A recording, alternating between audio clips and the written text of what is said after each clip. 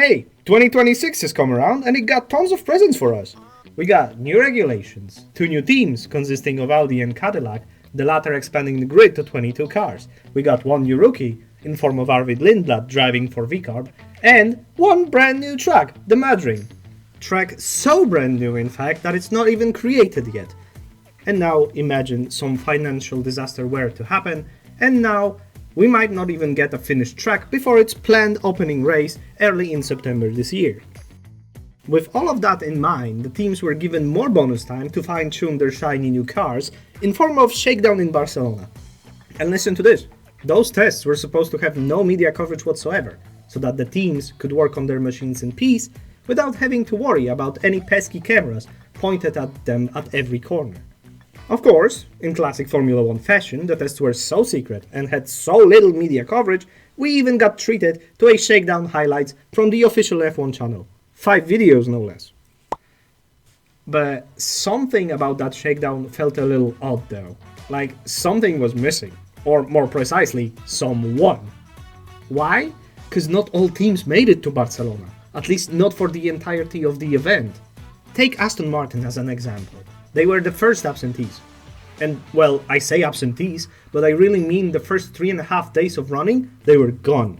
Apparently chasing for maximum results, the team led by Adrian Newey did not put their 2026 Challenger on track until the afternoon on the 4th day. Whether or not it was actually chasing results or simply running late in favor of completing last seconds modifications, I can't really tell you. What I can tell you is that missing first 3 days on track might be just a rather unfortunate oopsie by the AMR. Still, could be worse. The bigger oopsie would belong to Williams, channeling their 2019 version of themselves as they skipped the entirety of testing in Spain. James Vowles claiming that his team needs more time to focus on the upcoming first official test in Bahrain. While this does make perfect sense on paper, it paints a rather grim picture for a team that is not a stranger to arriving late to a testing with a car that's 8 seconds off the pace. Though, with that said, Mr. Vowles has a very solid point. The one to focus on is the pre-season testing in Bahrain, and that's exactly what we're going to focus on today. But, to do that, we kinda need to go over everything imported throughout the first 3 days in Sakir. So, what happened? Really come to party, I just came to get my money right. You really wanna party, you should know that I don't compromise. Everybody wanna step up. Hey everyone, this is Tank, and let me quickly tell you about Bahrain. Sakir International Circuit is a very windy track, localized in the middle of a desert, known for high temperatures and tons of dust being blown on the track. While this may cause a lot of drivers to lock up and lose stability, it also provides very generous runoffs, preventing any major crashes should a mistake happen. Go ahead, tell that to Romain Grosjean. It's not surprising then that most of the drivers locked up their front wheels while entering tricky corners like turn 1 or turn 10. We even had a spin on day 1 and it happened to none other than Sir Lewis Hamilton. I don't want to look too far into it, as it is still the first day of testing and drivers only now get to grips with their new cars. On the topic of not getting too far, Franco Colapinto caused the first red flag of the pre-season testing as his Alpine came to a stop after 28 laps. But not all of the young drivers had such a fortune. The only rookie this season, Arvid Lindblad, topped the charts for a brief moment as drivers get to grips with their 2026 challengers. He stayed there until we've had big names such as Verstappen, Piastri, Russell and Hamilton setting up their competitive times. I want to point out that the 4th spot was occupied by Ocon, at least before being relegated to 5th by Hamilton later in the morning session. After the sun has set down, Esteban managed to find more pace and crawl back to 4th. While most of the people were barking about Mercedes coming back to their domination form, I believe that Haas is up for the battle. Their day was, I would even say, surprisingly flawless. Tons of laps, good info and actually great pace that let Esteban Ocon fight for the 4th spot. Well, you gotta remember that lap times are pretty much irrelevant at the moment. Why? Well, teams are hiding what they have underneath them, simply not to show their full hand before the river comes in. Poker reference for you there. Troubles were aplenty for the drivers on day 1. Gabriel Bortoleto and Lance Stroll occupied the bottom of the table while completing the least amount of laps aside from Franco Colapinto and his crippled Williams. Pierre Gasly suffered from the Alpine troubles, as even an hour into the afternoon session he still didn't drive out of the garage. He wasn't the only one, as the same fate happened to Kimi Antonelli. The official F1 channel claiming the Italian had a very strong day, while in reality he only had 30 laps to his name and finished the session in P11, just behind Alex Albon, who more than doubled his lap count. Pierre didn't seem to have a much better time, but at least he managed to complete 49 laps.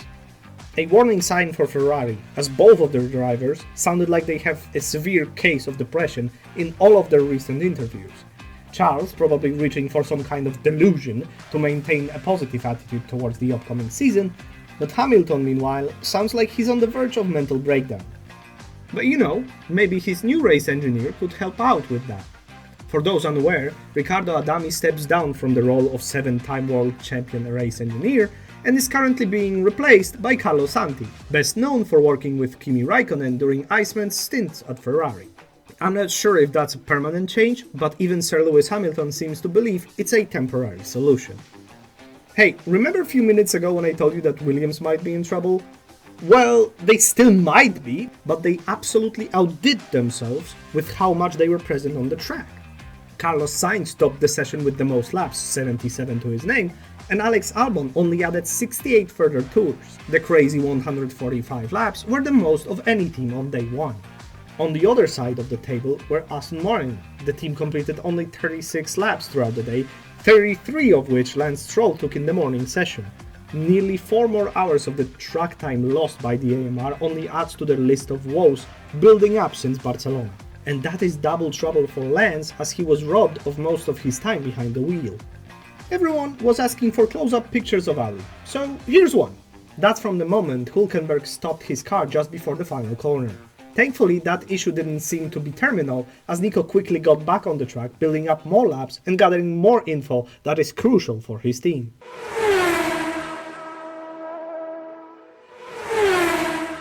You might be wondering, hey, why didn't he mention Cadillac earlier on?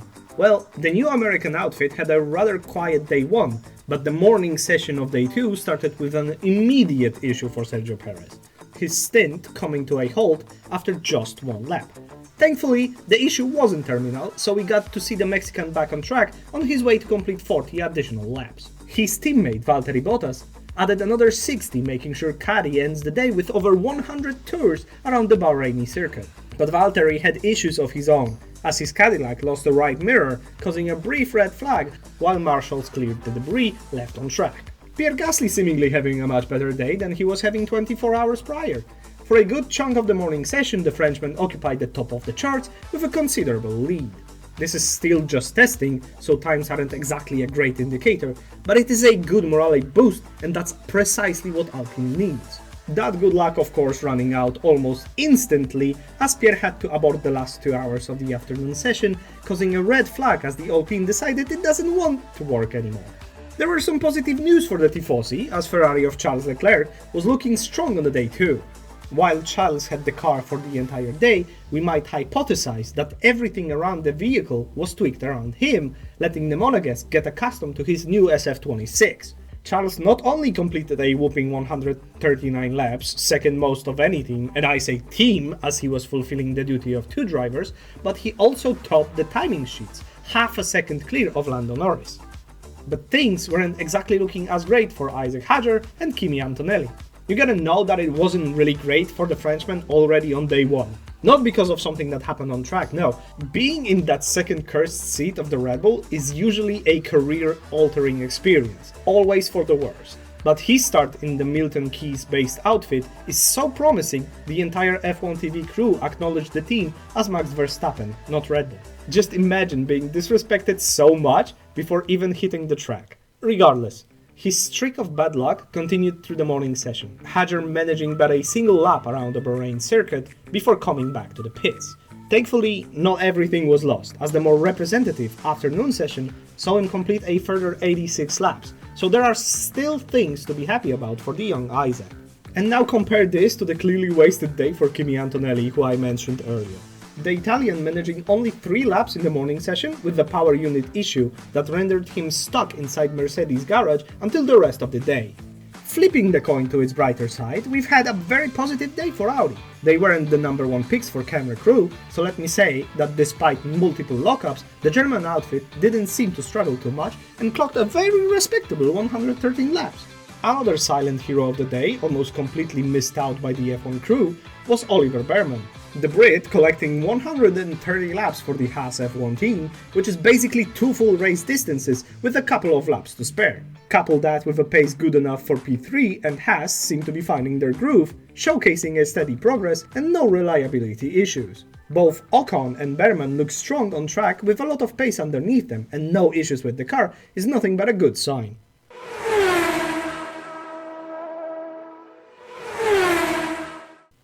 We started day 2 with Cadillac, so let's start day 3 here again. Issues were plaguing Valtteri Bottas in the early session. After completing just 11 laps early on, the Finn didn't come out of the garage until the last hour left in the testing, where he clocked another 11 laps and went straight back to the pits. If the number of completed laps was any different, I would guess a failure and problems for Caddy, but 2 11-lap runs make me wonder what exactly was happening at the rookie team's garage. Well, regardless, Bottas returned shortly after to complete another 15 laps for a total of 37. Meanwhile, George Russell was setting the standard in the morning session, as he completed the most laps and also topped the timing sheets ahead of Hamilton and Verstappen.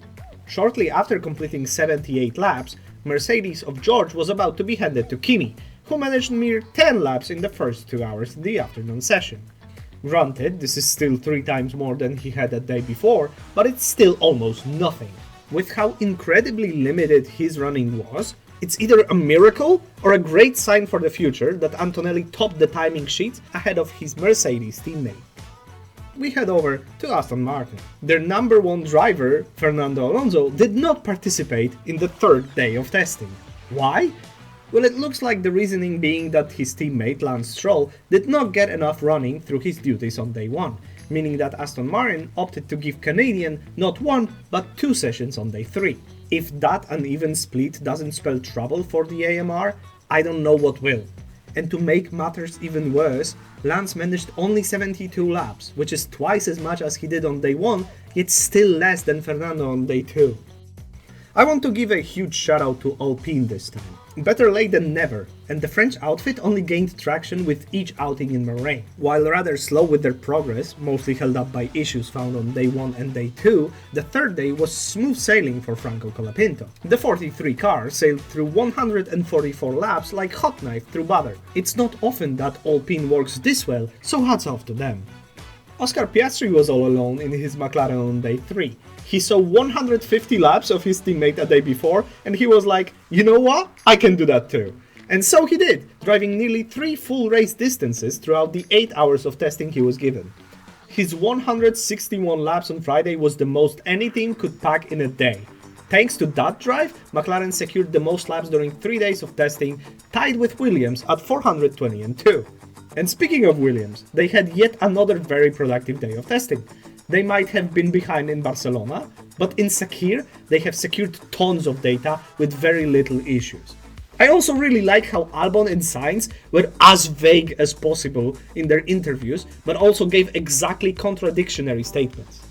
Carlos saying that their new Williams is not that much different driving-wise when compared to the last year's FW47, while Alex clearly noting that driving is so much different than the year before. Take it as you will, but my guess would be that it's all media play. You know, just to not give too much info before actual racing begins.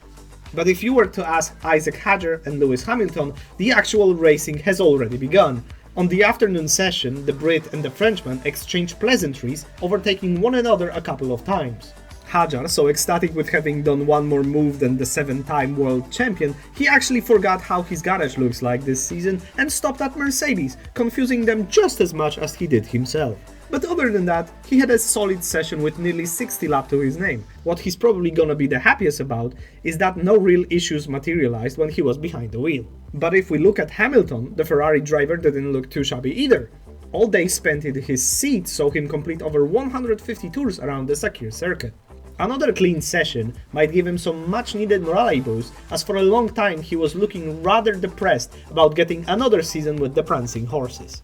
Lastly, I'm gonna pack both VCAP and Audi in the same bag, complementing a solid day of running for Liam Lawson, as well as both Audi drivers. The Kiwi mentioned earlier on that he believes the new cars are giving drivers a little bit more space to experiment and showcase their own skills. While this is not exactly what the majority of the paddock has been saying, it's nice to see that the younger drivers are very excited about the racing possibilities. The day ended with Franco Colapinto catching his car right before it hits the wall on the main straight.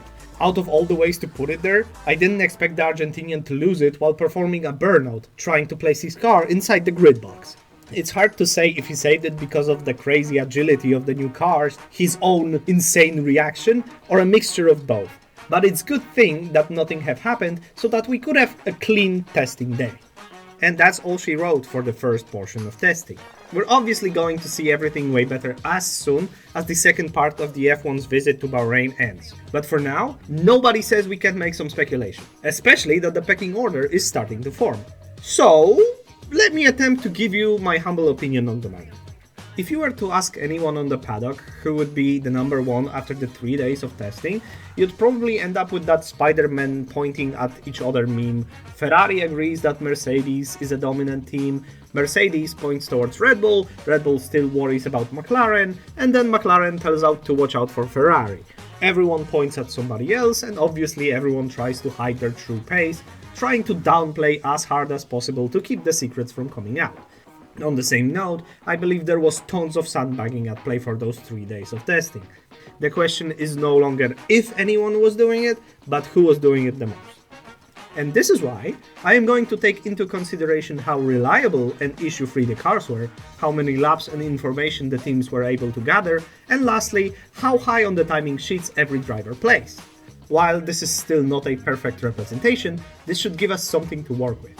For the purposes of this video, I have something that I called threshold of good testing, which is what I would call a good result for the pre-season testing for every team. It is exactly a distance of one Bahrain Grand Prix driven by a team in every available session.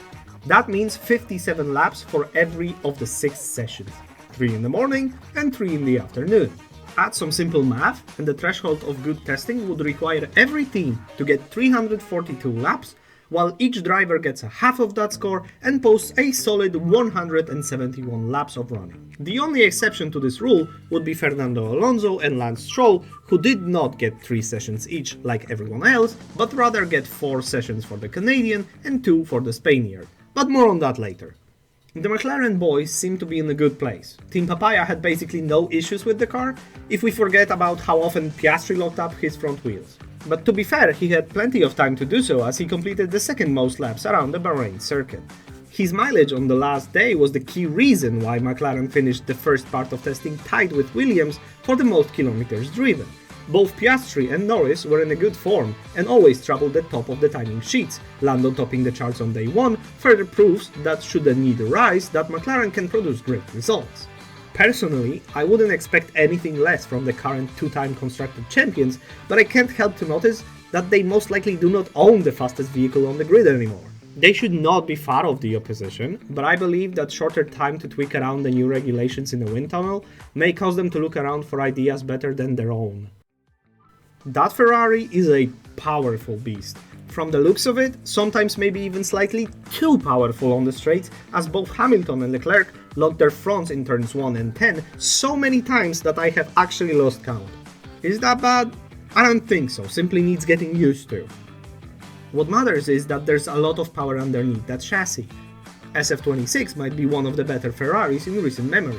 Combine it with the fact that both drivers scored over 200 laps each, and you got a fast, reliable machine capable of winning races, as evidenced by Leclerc with the fastest time of day 2 and Hamilton scoring the 3rd fastest time overall. The one and only thing I would worry about is drivability. Until the season starts, we won't get answers we need out of either Charles or Lewis, but it does look like they are fighting their car way more than other drivers. Max Verstappen can make every car shine. Did that happen this time? Well, of course it did. The last time I have seen Toto Wolff pricing something so hard, Kimi Andrea Antonelli was being brought into the team despite his incredibly young age. That worked, didn't it? So even if that's just smoke and mirrors to cover how dominant the W17 seems to be, Max is in another league. The Dutchman will adapt to any car as he's proven time and time again. My only concern would be Isaac Hadjar, who just seems to be in a cursed seat. His crash in Barcelona shakedown didn't do anything good for his confidence, and issues with the car on day 2 only further damaged young Frenchman's self-esteem. Completing the 4th least amount of laps can easily fuel the negative thoughts and add even more pressure to an already pressured Isaac. I'm not gonna doubt him, I did that last season. I believe that Hadjar has what it takes to make that RB22 work wonders, but then again, will it work with him? Set aside the fact that Red Bull has been designing their cars around Verstappen for the last couple of years. Take a second to keep in mind that RB22 completed less laps than an Audi. Reliability might not be a giant problem, but if it strikes in the wrong moment, confidence of Hadjar nosediving is not out of the books. Initially, I've put Mercedes on 3rd spot, however data does not lie and so can I. Merc is a rocket, easily topping the timing sheets on day 3 and pulling off the fastest time of preseason testing. Not only that, but also doing that in a 1-2 fashion, with Antonelli besting Russell by 2.5 tenths. Way clear of the rest of the field, with the closest rival being Lewis Hamilton further 3 tenths down the line. I'm not saying their car is the best, but it sure damn looks like it is. When it works, obviously. And yeah, that's where the problem lies. Reliability. 57 laps of day 2 with only 3 of those belonging to Kimi Antonelli is a bad look. 30 laps less than Red Bull, who mind you also suffered from issues for a good chunk of the morning session. And while Hadjar managed a further 86 laps in the afternoon, young Italian did not show up on track as he passed the driving duties onto George Russell. I'm not really worried about the form of either of those two drivers, but boy oh boy, that Mercedes is unreliable. Completing just 282 laps, more than only Aston, and far back from the rest of the grid? The team better get on those issues ASAP, or they are going to get left behind. I don't believe I'm saying this, but Haas is working like a clockwork.